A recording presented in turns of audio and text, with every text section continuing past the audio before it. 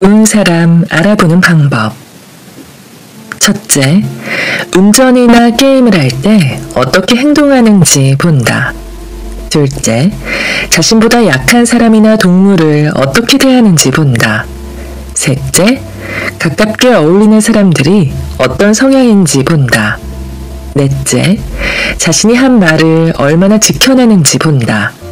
다섯째, 혼자만의 시간을 어디에 주로 쓰는지 본다. 성격이 좋은 사람인지 알아보는 데에는 그 사람의 평소 행동을 눈여겨보는 것이 도움된다.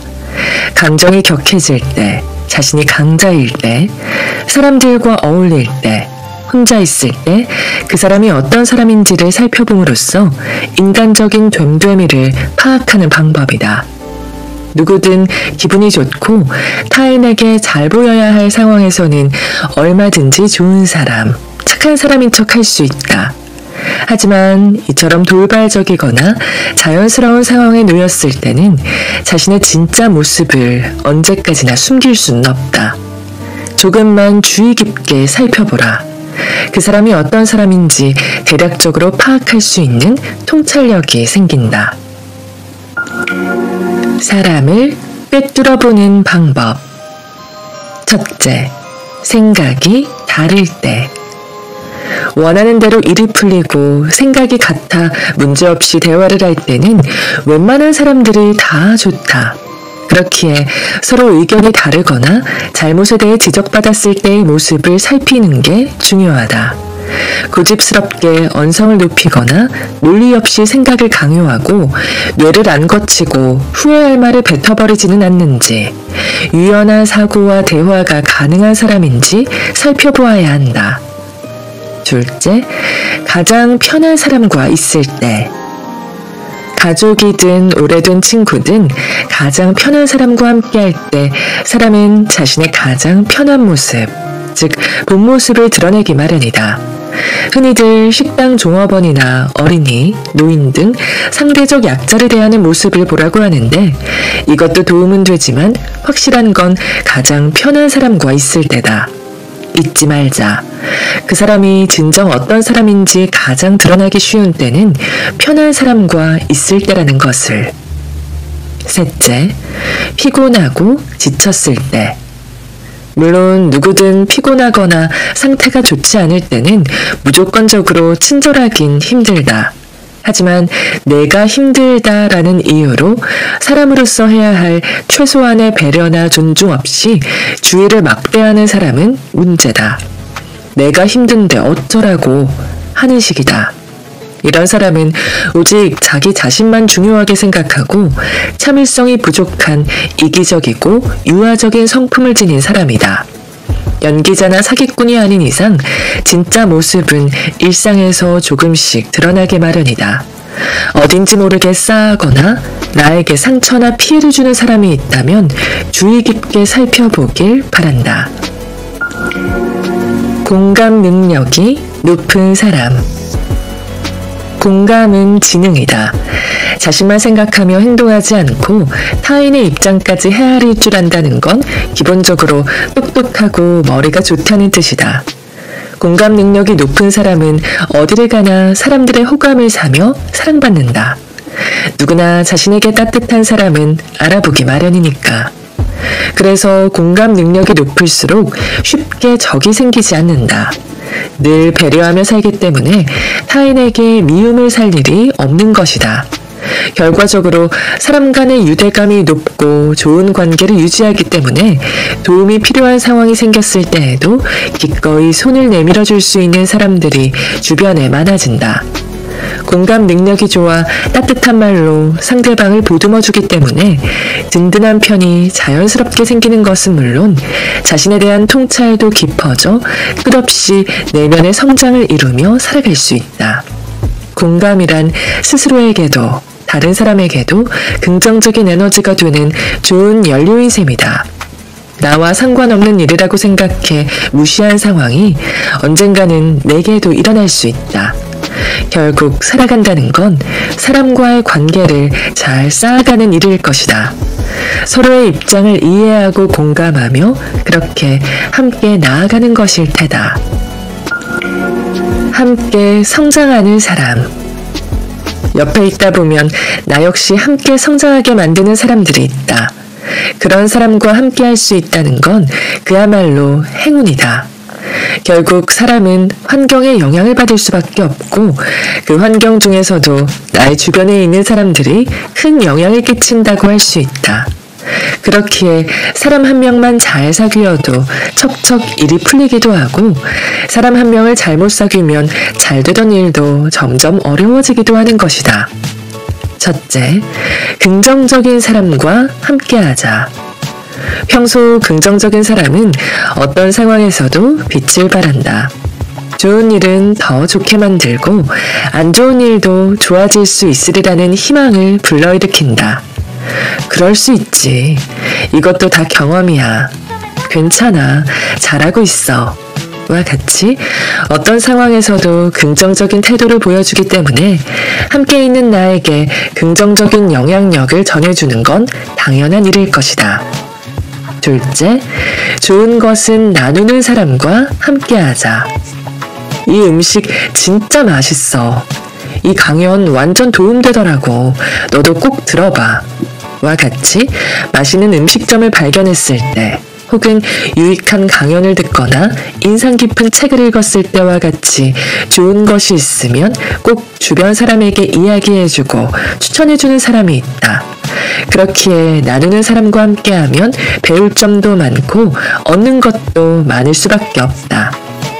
셋째, 일을 잘 벌이는 사람과 함께하자. 우리 복싱 배울래? 우리도 유튜브 시작해볼까? 옥상에서 파티 열래? 흥미가 생기는 일이나 자신에게 의미가 있다고 생각하는 일이라면 고민하거나 망설이지 않고 일단 시작하는 사람과 함께하면 나 역시 다양한 경험치가 쌓여 놀라운 성장을 하게 된다. 혼자서 성장할 수도 있지만 누군가와 함께 성장할 수 있다는 건 참으로 의미 있는 일일 것이다. 서로의 부족한 점을 채워주고 서로의 장점을 받아들이며 함께 걸어나갈 수 있으니 말이다. 지금 주변에 함께 있는 사람을 살펴보고 서로의 성장 파트너가 되어주는 건 어떨까? 나와 잘 맞는 사람 찾기. 나와 정반대인 사람에게 매력을 느낄 때도 있지만 나와 성향이 잘 맞는 사람과 함께할 때 좀 더 편안함을 느끼게 된다.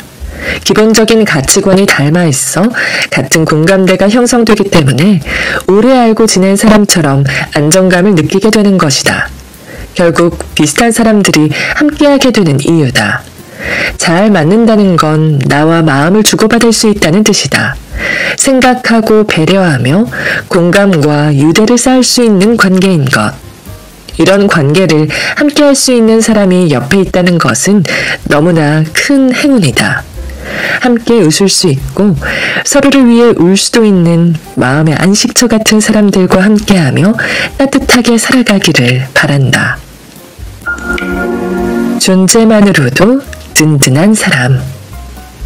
주변 사람 중 사소한 일에도 불같이 화를 냈다가 또 금세 웃었다가 시종일관 종잡을 수 없는 사람이 있다. 그런 사람과 함께인 날이면 유난히 더 지치고 힘들곤 했다. 하지만 반대로 존재만으로도 든든한 사람도 있다. 화가 나가는 일에도 버럭 화를 내기보다는 상황을 제대로 파악하고 있는 그대로를 받아들일 줄 알며 자신과 생각이 다르다고 해서 틀리다고 지적하기보다는 다름을 인정하며 상대방을 존중해주는 사람 말이다. 이러한 사람과 함께 있다 보면 나 역시 진중해지고 매사 편협한 시각으로 바라보기보다 넓은 시각으로 바라보게 되곤 한다. 결국 어떤 사람과 함께인지에 따라 보는 시야도 생각하는 것도 모두 달라진다. 그러니 당신을 힘들게 하는 사람이 아닌 당신을 긍정적으로 변화시켜줄 사람과 함께 해야 한다. 결국 당신의 긍정적인 변화가 또 다른 사람에게도 긍정적인 변화를 불러일으킬 것이다. 인간관계를 현명하게 지키는 법. 친구가 전부였던 때 혹시나 친구를 서운하게 만들어 나를 떠나지는 않을까? 나보다 더 잘 맞는 친구를 사귀어 나와 멀어지지는 않을까? 관계에서 멀어지지 않기 위해 전전긍긍하던 때가 있었다. 친구가 좋아하는 음식이라면 나도 좋아했고 친구가 하고 싶은 거라면 나도 하고 싶었다. 그때를 돌이켜보면 오히려 나에 대한 존중과 배려보다 늘 친구의 입장에서 생각하고 행동하곤 했다. 하지만 오랜 시간 가까웠던 사이일지라도 어느 순간 서먹해지기도 했고 영원할 것 같았던 연인과 남보다 못한 사이가 되기도 했다. 또 굳게 믿었던 동료가 내 뒤통수를 치는 경우도 있었다. 나이를 먹고 친구에서 연인, 동료 등 여러 인간관계를 겪어보니 결국 어떠한 관계에서라도 내가 지켜야 하는 중심은 바로 나라는 사실을 깨달았다. 내가 단단한 중심으로 버티고 있어야 어떤 관계에서도 진심을 다할 수 있고 혹 그 진심이 끝나더라도 다시금 시작할 수 있다는 걸 말이다. 인간관계는 나 혼자서 할 수 있는 게 아니다. 결국 사람과 사람 사이의 연결이고 결국 내가 아닌 사람에 대한 건 나의 권한밖의 일이다. 내가 결정할 수 없는 일들에 매달리기보다 나에게 집중하고 나를 지키는 것이 현명한 방법이다. 결국 어떠한 관계에서도 내가 중요하게 생각해야 하는 건 바로 나 자신임을 잊지 말자. 무례한 사람에게 선 긋기. 아무리 가까운 사이라도 관계에서는 지켜야 할 선이 있다. 제멋대로 선을 넘나드는 사람은 본인이 무례하다고 생각하지 않을 뿐더러 스스로의 행동에 그럴싸한 합리화를 하곤 한다. 무례한 사람은 자신의 기분에 따라 수시로 태도가 바뀌거나 본인의 스케줄이나 상황에 맞춰 모든 게 돌아갈 수 있도록 일방적인 태도를 취한다.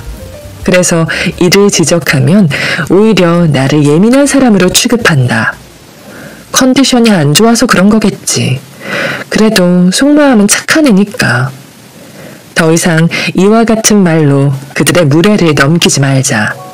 계속해서 기분을 상하게 하는데도 끝도 없이 이해하고 받아주다가는 만만한 사람으로 받아들여지고 오히려 상처만 쌓인다.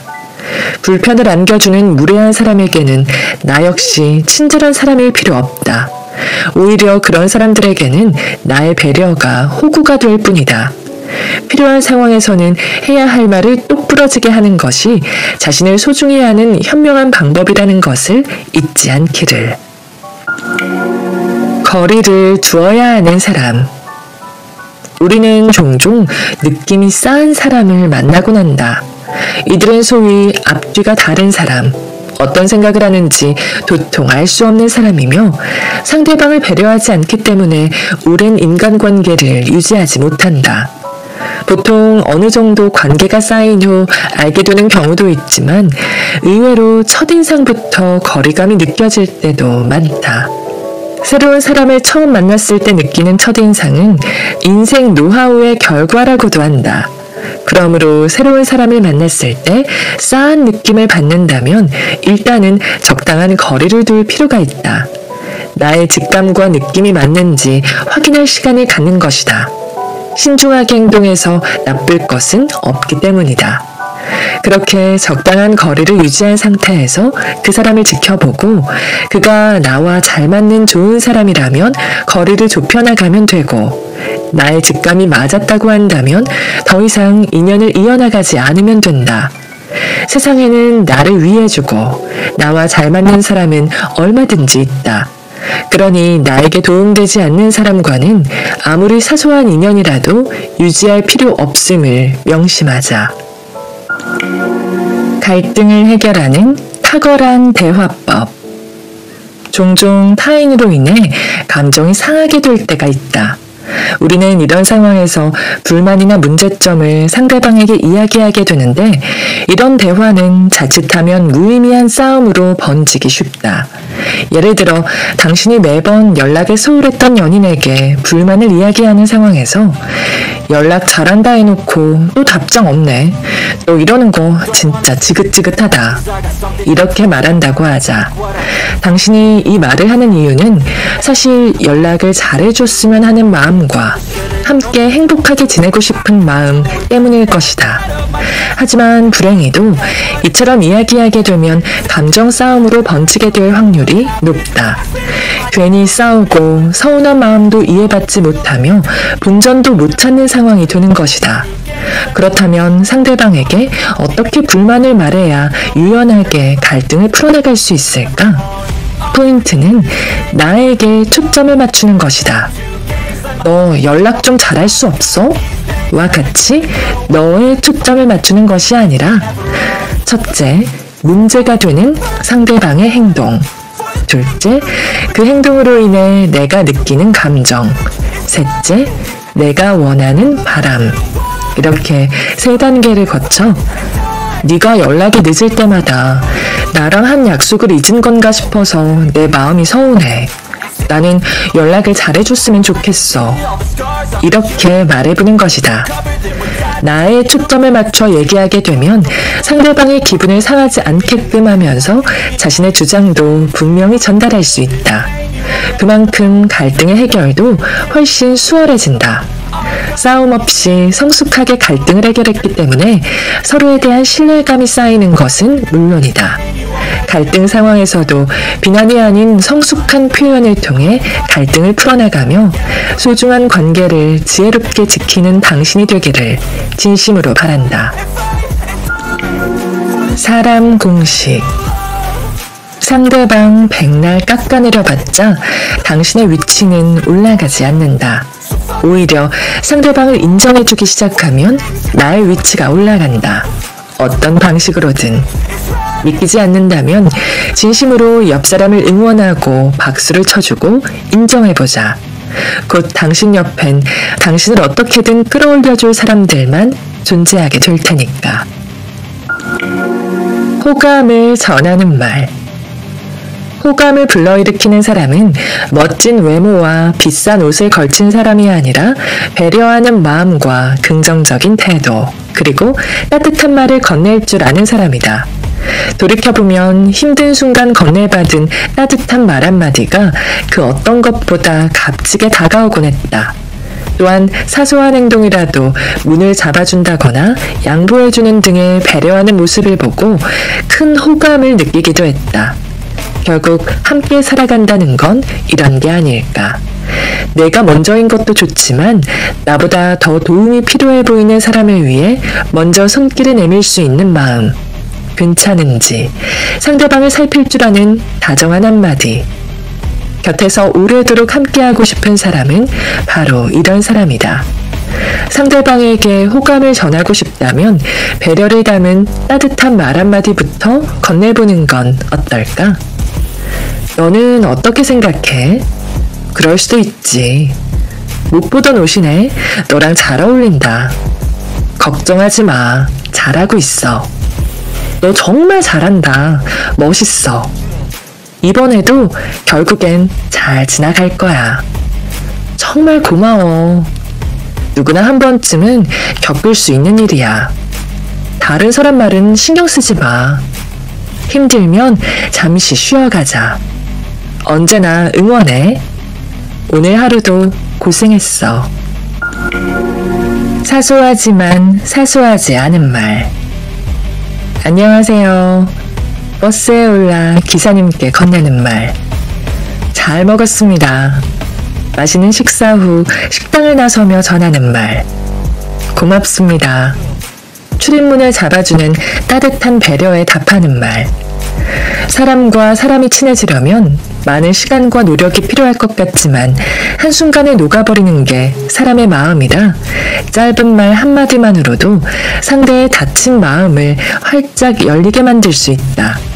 조금은 어색하고 낯간지럽더라도 상대방의 배려와 수고를 알아주고 그의 고마움을 전하는 따뜻한 말 한마디가 사람 사이의 기운을 따뜻하게 물들인다. 오늘은 내가 먼저 따뜻한 말 한마디를 건네보자. 그 따뜻함이 결국 나의 마음까지도 물들여 하루를 충만하게 채워줄 것이다. 미워하는 생각을 하지 말 것. 시간이 해결해 줄 거야. 과연 이 말은 추상적인 위로일까 아니면 과학적인 근거일까? 스트레스를 줄이고 건강하게 살고자 한다면 후자가 분명하다. 실제로 긍정적인 사람은 부정적 자극이 와도 전두엽이 발달하여 감정을 주관하는 편도체와 측두엽에 조절 신호를 보내 감정 회복력이 빠르다고 한다. 우리의 뇌 구조는 어떤 사건과 기억을 미화시키는 역할을 한다. 나에게 상처 준 헤어진 연인도 시간이 지나면 그래도 착했지. 이러면은 참 좋았어. 라고 생각하며 본인을 위로하는 것이다. 그렇게 인간은 엄청난 회복력을 가지고 있다. 결국 안 좋은 기억들은 다 지워지고 아름답고 잘한 일들만 기억에 남는다. 그러니 지금부터라도 내 시간을 들여 누군가를 미워하는 건